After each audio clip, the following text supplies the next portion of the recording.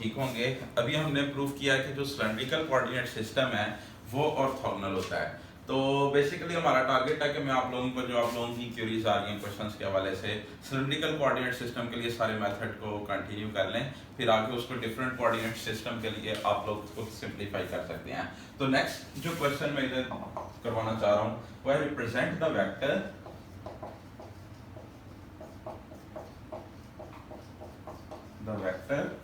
A is equal to zi minus 2xj plus yk in cylindrical coordinates.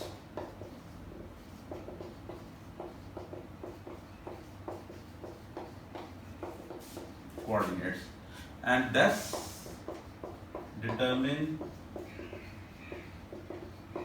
its, या हम इसको इस तरह कह सकते हैं a rho a theta and a z, जो बेसिकली क्या है उस वेक्टर के कोफिशिएंट्स होंगे, ठीक है, जो कंपोनेंट्स होते हैं। लाइक हमारे पास जनरल वेक्टर होता है a is equal to a1i plus a2j plus a3k, ठीक है। तो जिस तरह आपके पास यहाँ पे a1 a2 a3 लिखा है, अगर मैंने इसको रेक्टेंगुलर कोऑर्डिनेट्स में लिखा है तो फिर मैं इसको इस तरह भी लिख सकता हूँ axi plus ayj plus a3k, ठीक है। तो जहां पर हमने ax ay az किसी भी वेक्टर के अगर मैं इसके साथ कंपेयर करता हूं तो ये वाला कंपोनेंट आपका ax बन जाएगा, ये वाला क्या कहलाएगा ay विद नेगेटिव साइन, ठीक है, और ये आपके पास क्या कहलाएगा az। अब हमारा क्वेश्चन क्या है कि हमने ये जो वेक्टर a है zi minus 2xj plus yk, इसको रिप्रेजेंट करना है सिलेंड्रिकल कोऑर्डिनेट्स के अंदर और उसके जो कोफिशिएंट्स हैं उनको हमने कैलकुलेट करना है, ठीक है। तो इसका मतलब हमें ट्रांसफॉर्म करना है, ये जो i j k हैं ये हमारे पास क्या है यूनिट वेक्टर्स हैं रेक्टेंगुलर कोऑर्डिनेट सिस्टम के अंदर। हमने इन यूनिट वेक्टर्स को ट्रांसफॉर्म करना है सबसे पहले कर्विलिनियर कोऑर्डिनेट्स के जो आपके पास यूनिट वेक्टर्स हैं। हमने कल कैलकुलेट किया था कि सिलेंड्रिकल कोऑर्डिनेट सिस्टम के लिए जो यूनिट वेक्टर्स हैं, since we already know that कि हमने कल यूनिट वेक्टर कैलकुलेट किया था e रो, वो किसके बराबर था cos of theta i plus sin of theta j। मैं कल जो हमने कैलकुलेट किया हुआ है उसको उसी तरह कंटिन्यू करते जा रहे हैं। e थीटा किसके बराबर था हमारे पास minus sin of theta i plus cos of theta j, और हमारे पास e z यूनिट वेक्टर जो था वो हमारे पास k के बराबर था। ये बात हम लोगों को ऑलरेडी इल्म में है। अब हमने क्या करना है, और इसके अलावा हम क्या चीज जानते हैं कि हमारे पास ट्रांसफॉर्मेशन जो है सिलेंड्रिकल कोऑर्डिनेट्स की वो मौजूद है। x is equal to rho cos of theta, y is equal to rho sin of theta and z is equal to z। ये वाली बात भी हमारे पास मौजूद है, ठीक है। तो हमने अगर कैलकुलेट करना है zi minus 2xj plus yk को इन टर्म्स ऑफ सिलेंड्रिकल कोऑर्डिनेट्स, इसका मतलब जो i j k है उसको भी हम ट्रांसफॉर्म करेंगे in terms of rho theta z and e rho e theta and e z, और जो आपके पास z x एंड y है उनको भी हमने ट्रांसफॉर्म कर देना है using coordinate transformation from rectangular to cylindrical coordinates, ठीक है। तो सबसे पहले ये अगर हमारे पास इक्वेशन नंबर 1 है, इसको मैं इक्वेशन नंबर 2 कह देता हूं, और ये मेरे पास इक्वेशन नंबर 3 है। तो फिर इधर से अगर मैंने इन दो इक्वेशंस को साइमल्टेनियसली सॉल्व करता हूं, i की वैल्यू कैलकुलेट करता हूं in terms of e rho and e theta, तो मुझे क्या करना पड़ेगा, इक्वेशन नंबर 1 को अगर मैं मल्टीप्लाई कर दूं cos ऑफ थीटा से और इक्वेशन नंबर 2 को मैं मल्टीप्लाई कर दूं sin ऑफ थीटा से, ठीक है, और दोनों इक्वेशंस को मैं सब्ट्रैक्ट कर दूं, तो फिर मेरे पास यहां पर क्या बन जाएगा cos स्क्वायर थीटा, यहां पे बना होगा sin स्क्वायर थीटा, दोनों ऐड हो जाएंगी तो i की वैल्यू मेरे पास बन सकती है, कुछ कॉमन आउट आ सकता है। तो हम सबसे पहले मल्टीप्लाई करते हैं इक्वेशन नंबर 1 को, multiplying equation 1 with cos of theta, we get क्या आ जाएगा हमारे पास cos of theta e row is equal to cos square theta I plus cos of theta sin of theta j, ठीक है।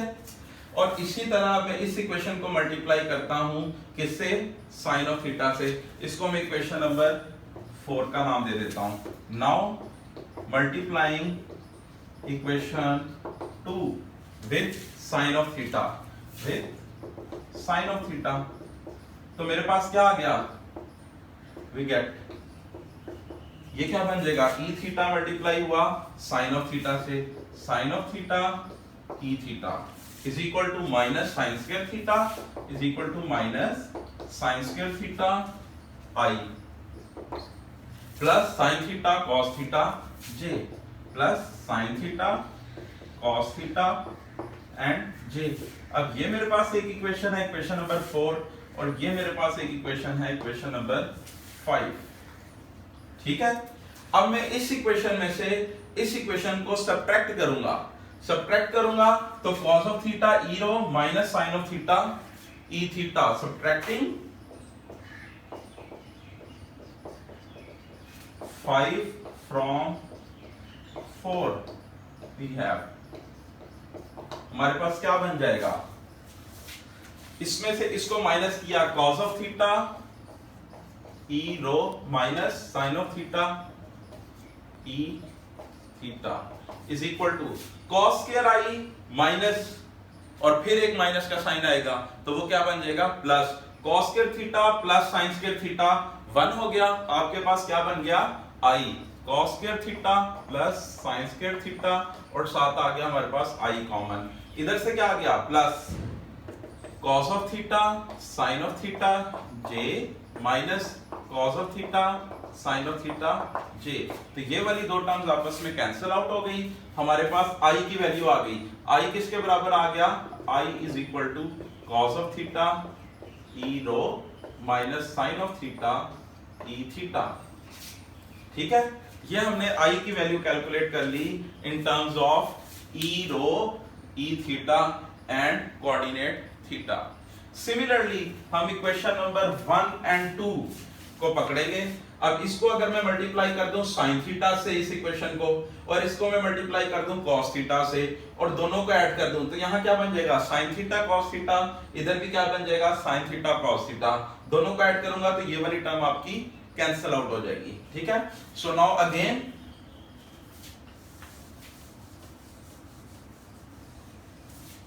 Multiplying equation 1, equation 1 को किससे multiply करना चाह रहा हूं मैं, साइन थीटा से, तो साइन थीटा से मल्टीप्लाई किया, मेरे पास क्या आ गया, sine of theta e rho, sine of theta e rho is equal to sine theta cos theta i is equal to sine theta cos theta i plus sine theta से multiply कर रहे हैं तो प्लस साइन स्क्वायर थीटा, ये क्या आ गया जे, ये इसको इक्वेशन नंबर में क्या कह देता हूं 6।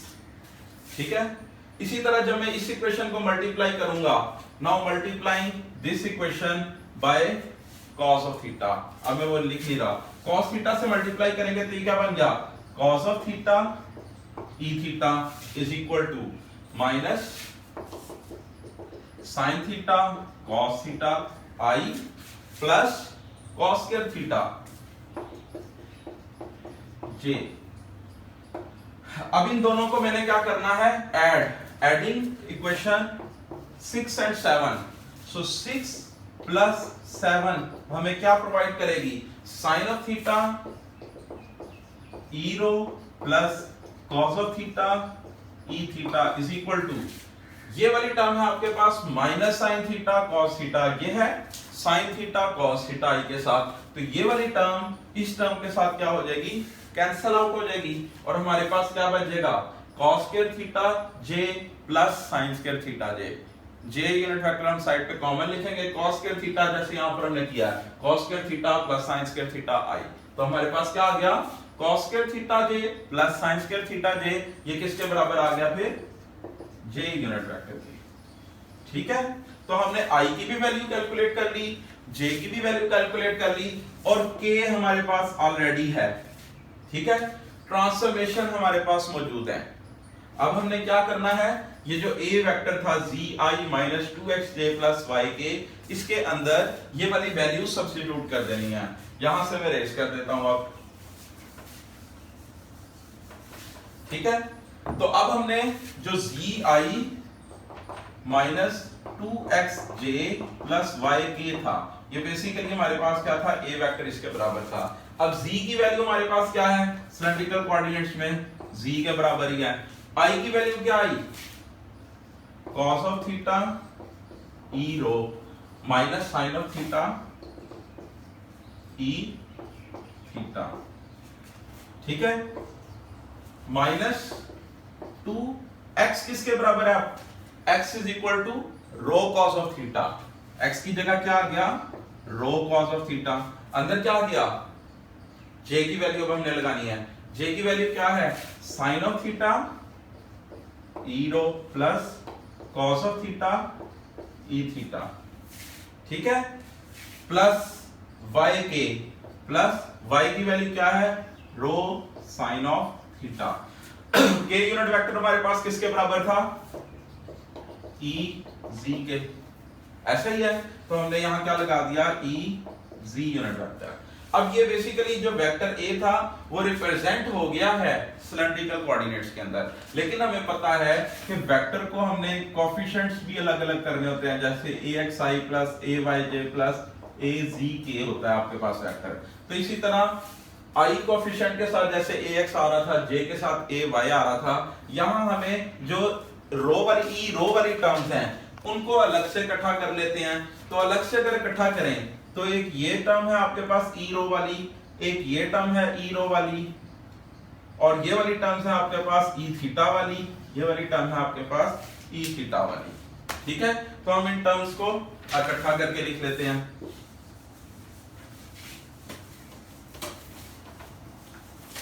सो हमारे पास जो a वेक्टर है वो किसके बराबर आ गया, this implies a vector, e रो वाले कोएफिशिएंट्स को मैं अलग कर रहा हूं। e रो किसके बराबर है, कौन कौन से कोएफिशिएंट्स आ रहे हैं, z cos of theta, z cos of theta, और साथ क्या आ रहा है, minus 2 rho cos of theta sin of theta, minus 2 rho cos of theta sin of theta. इसके साथ क्या आ रहा है, e रो, ठीक है। और इसी तरह अब थीटा वाले कोएफिशिएंट्स के साथ हम चीज को कोएफिशिएंट्स को अलग कर लेंगे। e थीटा के साथ क्या आ रहा है, minus g sine of theta plus minus g sine of theta, और क्या आ रहा है, ये मल्टीप्लाई हो रहा है, minus 2 row cos of theta cos of theta, minus 2 row cos square theta, ठीक है, कॉस कॉस से मल्टीप्लाई हो गया। ये हमारे पास आ गया e थीटा के साथ, और e z हमारा वैसे ही अकेला पड़ा हुआ है, plus row sine of theta e z, ठीक है। तो अगर हम जनरल कंपेयर करेंगे तो हमारे पास दिस इंप्लाइज a रो किसके बराबर आ गया, z cos of theta minus 2 rho cos of theta sine of theta. a theta किसके बराबर आ गया हमारे पास, minus z sine of theta minus 2 rho cos square theta, और a z किसके बराबर आ गया, रो साइन ऑफ थीटा, ठीक है। तो ये हमारा टारगेट था कि एक तो हमने a वेक्टर को रिप्रेजेंट करना था इन सिलेंड्रिकल कोऑर्डिनेट्स, और हमने कैलकुलेट करने थे उनके कोएफिशिएंट्स। तो हमने a रो भी कैलकुलेट कर लिया, a थीटा भी कैलकुलेट कर लिया, और a z भी कैलकुलेट कर लिया, ठीक है। तो कोई भी आपके पास वेक्टर गिवन हो, a वेक्टर से आपके पास गिवन है, इसको कहा जाता है आपने स्फेरिकल कोऑर्डिनेट्स के अंदर ट्रांसफॉर्म करना है। तो स्फेरिकल कोऑर्डिनेट्स की ट्रांसफॉर्मेशन आपने अप्लाई कर देनी है। यूनिट वेक्टर्स आपने मेथड समझ लिया, कल हमने बड़ा डिटेल के अंदर देखा था कि जो मेथड हमने यूनिट वेक्टर्स कैलकुलेट किए हैं उसी तरह ही लेके साइमल्टेनियसली उनकी इक्वेशंस को आपस में सॉल्व करते जाना है। इसी सिलेंड्रिकल कोऑर्डिनेट्स के अंदर हम एक और क्वेश्चन को कंटिन्यू करते हैं जरा, कि सिलेंड्रिकल कोऑर्डिनेट सिस्टम के अंदर ही, उम्मीद है ये वाला आपको समझ आ गया होगा। सिलेंड्रिकल कोऑर्डिनेट सिस्टम के अंदर अगर आपको कहा जाए कि square of the element of arc length calculate करें, क्वेश्चन है find the square of the element of arc length in cylindrical coordinates।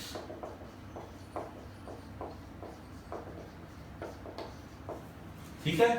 तो सबसे पहले आपको पता होना चाहिए कि square of the element of arc length, इसका मतलब आर्क लेंथ का से क्या मुराद है और उसका हमने क्या ले लेना है, square. So element of arc length, अच्छा अब इसके अंदर हमें सबसे पहले पता होना चाहिए कि एलिमेंट ऑफ आर्क लेंथ क्या होता है और फिर हमने उसका स्क्वायर ले लेना है। सिलेंड्रिकल कोऑर्डिनेट्स के बारे में आप लोगों को अब बड़े अच्छे तरीके से पता है कि हमारे पास वो ट्रांसफॉर्मेशन भी मौजूद है, रो थीटा जी हमारे पास वो है, कोऑर्डिनेट्स हैं। अच्छा आर्क लेंथ आपके पास कोई भी ये फॉर एग्जांपल आपके पास आर्क लेंथ आ गई या जिस तरह हम डिस्टेंस वगैरह कैलकुलेट करते होते हैं ds आ गया, तो अगर रेक्टेंगुलर कोऑर्डिनेट्स में हम जाते हैं तो हमारे पास क्या होता है ds square is equal to dx square plus dy square plus dz square. ये element of arc length in rectangular coordinates आप लोगों ने अंडर ग्रेजुएट लेवल के ऊपर बड़े अच्छे तरीके से देखा हुआ है। अब इसी बात को जैसे अगर हम रेक्टेंगुलर कोऑर्डिनेट से मैं जरा इसको लिंक करने की कोशिश करता हूं, फिर कुछ स्केल फैक्टर्स का कांसेप्ट यहां पर हम इंट्रोड्यूस करवाने की कोशिश करते हैं कि अगर हमारे पास पोजीशन वेक्टर होता है, से r is a function of x y and z, या जनरल हमारे पास पोजीशन वेक्टर होता है xi plus yj plus zk, ठीक है। तो dr हमारे पास किसके बराबर आ जाता है dxi plus dyj plus dzk।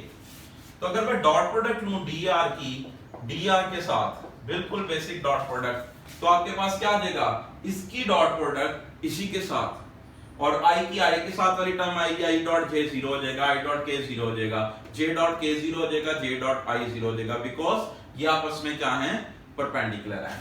तो ये dr डॉट dr हमारे पास क्या हो जाता है dx square plus dy square plus dz square, ठीक है।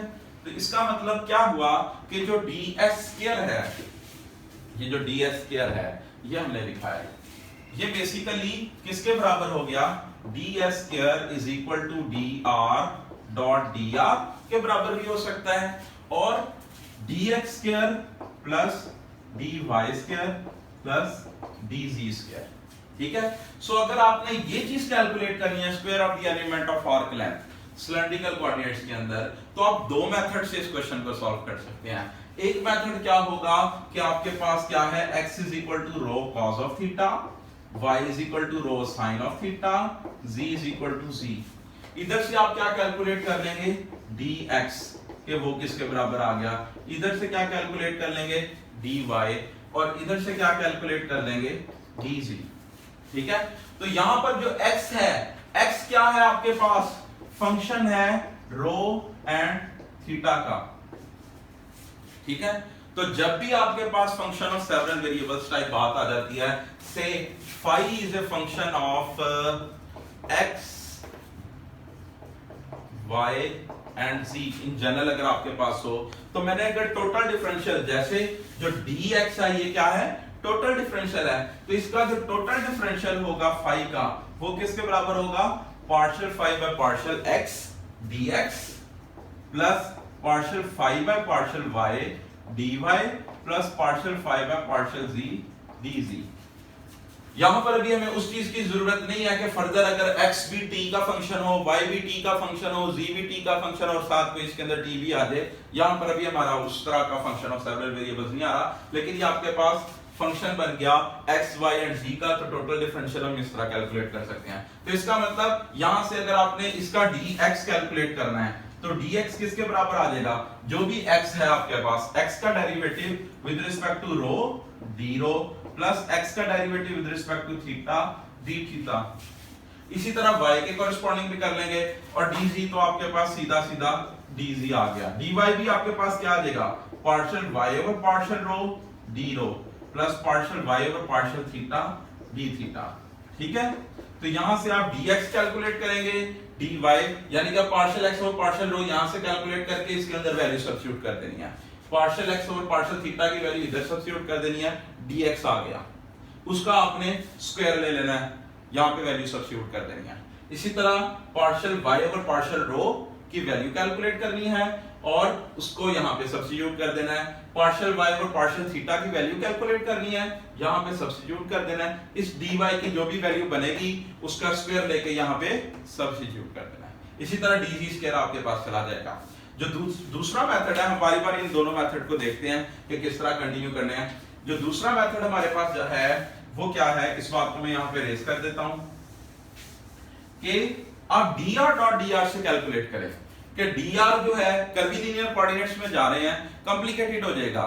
जो आपके पास स्फेरिकल ट्रांसफॉर्मेशन आ जाती है, r इज अ फंक्शन या rho is a function of rho theta z बन जाता है, rho is a function of rho theta and z, sorry x is a function of rho theta z, क्योंकि हम rectangular coordinate से जा रहे हैं।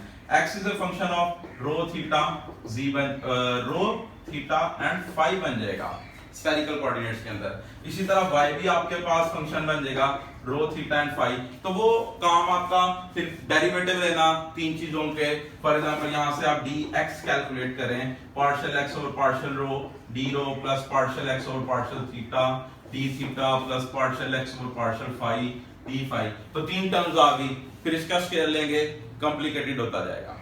ठीक है, तो उससे थोड़ा सा आसान काम हमारे पास ये वाले मेथड को अगर हम यूज करें dr.dr, तो इन जनरल पहले dr को कैलकुलेट करना हम देखते हैं कि वो कैसे कैलकुलेट करेंगे, और फिर उसके बाद जस्ट डॉट प्रोडक्ट रह जाएगी, रादर कि हम तीन टर्म्स का स्क्वायर लें जहां पर आपके पास मजीद टर्म्स एक्सपैंड ये किस्म की होती जा रही हैं। ठीक है, तो सबसे पहले हम देखते हैं कि dr जो है वो हम कैसे कैलकुलेट कर सकते हैं। हमने कल देखा था जब यूनिट वेक्टर्स कैलकुलेट किए थे कि अगर मैं इन जनरल लिख रहा हूं r को इन terms of u1, u2 and u3 position vectors, ताकि आप किसी भी कोऑर्डिनेट सिस्टम के अंदर इसको इजीली सॉल्व कर सकें। तो जब हमारे पास r is a function of u1, u2 and u3 बन गया है, तो फिर हमने यूनिट वेक्टर निकाला था e1, वो किसके बराबर था, partial r over partial u1 over partial r over partial u1 magnitude के। ठीक है, और जब ये हम किसी वेक्टर की मैग्नीट्यूड लेते हैं तो वो एक आपके पास स्केलर क्वांटिटी आ जाती है। ठीक है, तो इस स्केलर क्वांटिटी का नाम हमने रख दिया से let partial r over partial u1 magnitude is equal to h1, जिसको हम कह देते हैं कि ये क्या है, स्केल फैक्टर है। ठीक है, तो आपके पास यहां से this implies partial r over partial u1 ये किसके बराबर बन जाएगा, h1 e1 के।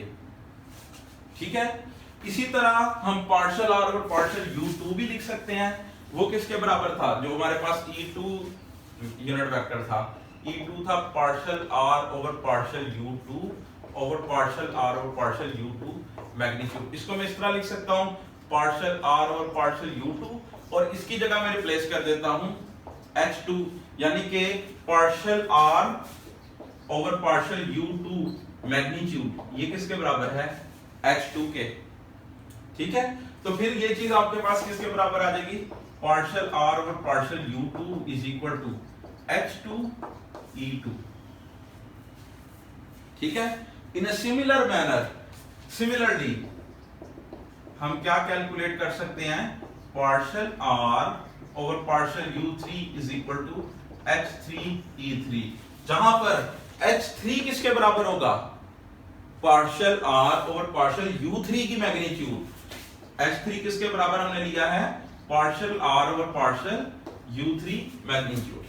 ठीक है, तो अब ये वाली बातें आपने याद रखनी है कि partial r over partial u1 किसके बराबर है, h1 e1, partial r over partial u2 h2 e2, partial r और पार्शियल u3 h3 e3, और h1 h2 h3 जो कि स्केल फैक्टर्स हमने नाम दिया है, ये आप इजीली कैलकुलेट कर सकते हैं। कल हमने यूनिट वेक्टर्स जो कैलकुलेट किए हैं उनके लिए इजीली कैलकुलेट किए हैं ना, r को इन terms of u1 u2 u3 निकाला और जस्ट डेरिवेटिव्स ले लिया, क्योंकि r xi plus yj plus z के था, रेक्टेंगुलर कोऑर्डिनेट से उसकी वैल्यू सब्स्टिट्यूट की थी, जस्ट डेरिवेटिव कोऑर्डिनेट्स के रिस्पेक्ट से ले लिया। अगर किसी ने ये मैग्नीट्यूड वगैरह देखनी है तो वो मेरा जो लास्ट लेक्चर है उसको एक दफा देख सकता है कि हमने ये मैग्नीट्यूड्स वगैरह कैसे कैलकुलेट किए हैं, जस्ट आज उसका नया नाम दे दिया है h1 h2 h3। ठीक है, अब हम आगे चलते हैं कि partial r over partial u1 जो है उसको हमने कैलकुलेट कैसे करना है। ठीक है, क्वेश्चन मैंने साथ दूसरा लगा दिया किस्म का, जिस तरह मैं भी बात बता रहा था कि फंक्शन ऑफ सेवरल वेरिएबल्स, मैं इस चीज को यहाँ पे अप्रेस कर रहा हूँ, ये वाली बात जो है ये आपने अपने जहन में रखनी है। ठीक है, अभी मैंने आपको 1 मिनट पहले बात बताई फंक्शन ऑफ सेवरल वेरिएबल्स वाली कि phi is a function of u1 u2 u3 हो या phi is a function of x y z हो, तो d फाई हम किस तरह लिखते हैं, पार्शियल फाई और partial x dx plus partial phi और partial y dy plus partial phi और पार्शियल v dz। बैक करके आप लोग उसको भी एक दफा देख सकते हैं।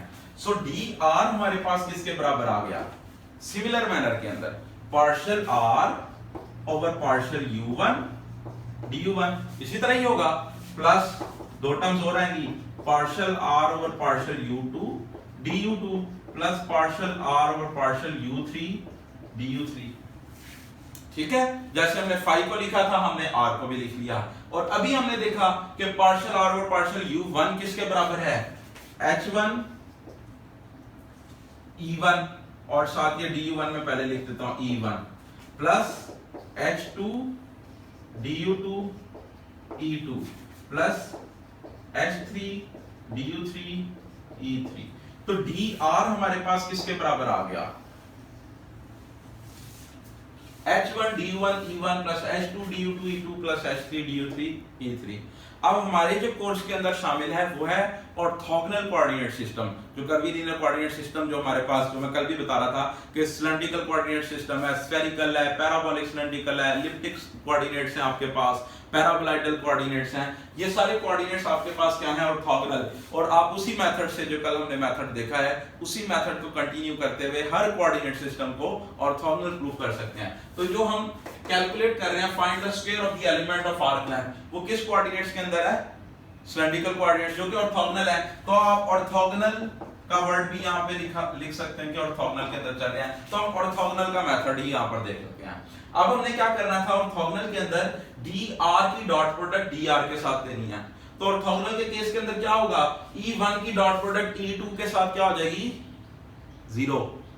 कल हमने सिलेंड्रिकल के लिए प्रूफ किया था, जब हमने सिलेंड्रिकल कोऑर्डिनेट सिस्टम को प्रूफ करना था तो हमने साबित किया था कि जो उनके यूनिट वेक्टर्स हैं वो आपस में क्या हैं, उनकी डॉट प्रोडक्ट 0 के बराबर आ रही है। सिलेंड्रिकल के लिए क्या किया था, ई रो की डॉट प्रोडक्ट ली थी ई थीटा के साथ, 0 के बराबर आई।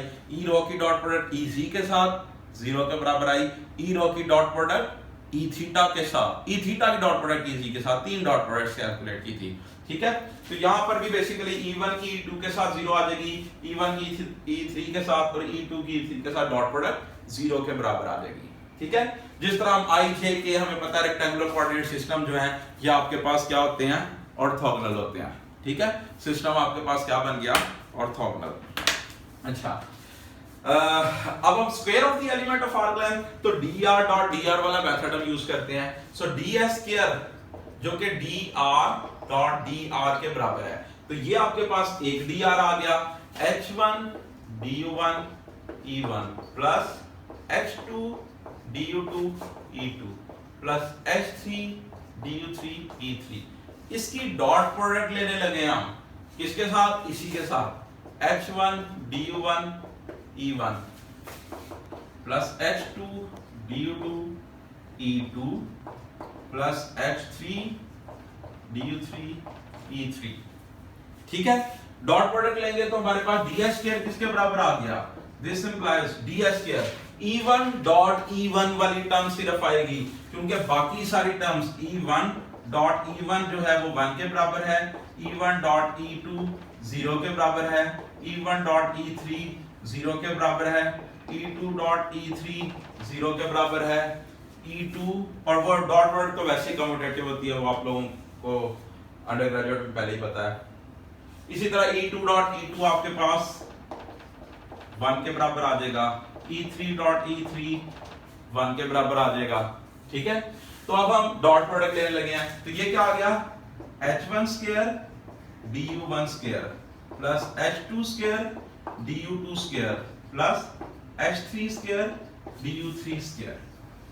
ये हमने कैलकुलेट कर लिया है ऑर्थोगोनल कर्वीलिनियर कोऑर्डिनेट्स के अंदर general formula for square of the element of arc length. ठीक है, अगर हमने उसके लिए कैलकुलेट करना है सिलेंड्रिकल के लिए, तो हमारे पास सिलेंड्रिकल के लिए क्या होगा, u1 u2 u3 क्या बन जाएंगे, rho theta and z। h1 h2 h3 just आपके पास स्केल फैक्टर्स हैं जो हमने कल भी कैलकुलेट किए थे, हम दोबारा भी अभी उसको देख सकते हैं। तो ये हम फार्मूला यूज करते हुए ताकि आपके हर कर्विलिनियर कोऑर्डिनेट सिस्टम के लिए ये मेथड सेम रहे। तो अब हमारे पास क्या थे कोऑर्डिनेट्स, क्वेश्चन की तरफ पहुंचते हैं। हम इस फार्मूले को यूज करते हुए square of the element of arc length calculate करने लगे हैं। सो इन सिलेंड्रिकल कोऑर्डिनेट्स हमारे पास क्या है, u1 u2 एंड u3, ये हमारे पास क्या है, रो थीटा एंड जी। तो सिमिलरली du1 क्या बन जाएगा, d रो, du2 क्या बन जाएगा आपके पास, d थीटा, du3 आपके पास क्या बन जाएगा, dz। हमने क्या कैलकुलेट करने हैं, h1 h2 h3 कल हमने कैलकुलेट किए थे। अगर वो आपको याद हो तो partial r over partial u1 magnitude किसके बराबर आई थी आपके पास, 1 के बराबर। Partial r over partial u2 magnitude आपके पास किसके बराबर आई थी, रो के बराबर। और partial r over partial z magnitude किसके बराबर आई थी, 1 के बराबर। ठीक है, तो या फिर हम यहां पर भी थोड़ा सा मैं आपको ओवरव्यू दे देता हूं कि आपके पास r क्या था, xi plus yj plus zk। Cylindrical coordinates में क्या बन गया, जब आपके पास x is equal to rho cos of theta होता है, y is equal to rho sin of theta होता है and z is equal to z। अगर किसी ने वहां से जाके देखना है, वहां भी मैंने बहुत ज्यादा डिटेल में बताया है, या मैं जस्ट ओवरव्यू देने लगा हूं जल्दी से। रो cos of theta i plus row sin of theta j plus z के पार्शियल r ओवर पार्शियल रो कैलकुलेट करेंगे, आपके पास आ गया cos of theta i plus sin of theta j। ठीक है, इसकी मैग्नीट्यूड कैलकुलेट करेंगे, किसके बराबर आ गया, cos square theta plus sin square theta which is equal to 1। So ये चीज आपके पास किसके बराबर है, h रो कह दें या इसको h1 भी कह सकते हैं। क्योंकि हम सिलेंड्रिकल में जा रहे हैं तो सिलेंड्रिकल कोऑर्डिनेट्स के अंदर ds स्क्वायर को हम किस तरह रिप्रेजेंट करेंगे, h रो स्क्वायर। जिस तरह भी हमने पीछे देखा है कि वेक्टर के कोएफिशिएंट्स क्या थे, जिस तरह भी हमने देखा कि एक वेक्टर जिसको हम लिखते हैं axi plus ayj plus azk, rectangular coordinate system के अंदर सिलेंड्रिकल कोऑर्डिनेट्स में हमने किस तरह रिप्रेजेंट किया है, a rho a theta a z। तो अगर किसी को ये वाली बात वहां पर समझ ना लगी हो कि ये अचानक जो है कोएफिशिएंट्स कैसे हमने कंपेयर कर लिए हैं, तो हमने ये जनरल वेक्टर लिख के कोएफिशिएंट्स कंपेयर करके a रो a थीटा और a z लिखे थे। ठीक है, तो इसी तरह हम नोटेशन इसके लिए भी लिख सकते हैं, d rho square plus h theta square d theta square plus h z square d z square. ठीक है, तो यहां से हमारे पास क्या आ गया, h रो स्क्वायर 1 के बराबर। कल हमने कैलकुलेट किया था पार्शियल r और पार्शियल थीटा मैग्नीट्यूड रो के बराबर, तो ये किसके बराबर आ गया, h थीटा के बराबर। सो यहां से हमारे पास h थीटा किसके बराबर आ गया, रो स्क्वायर। यहां पर हमारे पास ये किसके बराबर आ गया, स्क्वायर। h थीटा रो के बराबर है तो h थीटा स्क्वायर किसके बराबर आ गया, रो स्क्वायर के बराबर। और इसी तरह कल हमने देखा था कि जो हमारे पास था z वाला पार्शियल r और पार्शियल z तो हमारे पास k के बराबर आ गया था, क्योंकि हमने जब इधर इसका डेरिवेटिव लेंगे z के रिस्पेक्ट से, यहीं से ही देख लें पार्शियल r और पार्शियल z किसके बराबर आ गया, ये इंडिपेंडेंट ऑफ z है, ये इंडिपेंडेंट ऑफ z है, तो ये किसके बराबर आ गया, k के बराबर। और इसकी मैग्नीट्यूड यूनिट वेक्टर है, तो मैग्नीट्यूड किसके बराबर आ गई, 1 के बराबर। ठीक है, जो कि बेसिकली h z को रिप्रेजेंट कर रहा है। सो h z स्क्वायर आपके पास किसके बराबर आ गया, 1 के बराबर। अब ये वाली सारी वैल्यूज हमने जस्ट यहां पे सब्स्टिट्यूट कर देनी है, h रो स्क्वायर h थीटा स्क्वायर और h z स्क्वायर। सो ds स्क्वायर ये किसके बराबर आ गया, h रो स्क्वायर क्या है, 1। ठीक है, h थीटा स्क्वायर क्या है आपके पास, rho square plus rho square d theta square. h z square किसके बराबर है, 1 के बराबर है। और साथ क्या आ गया, d z स्क्वायर। तो ये बिल्कुल सिंपल सा आसान सा मेथड है।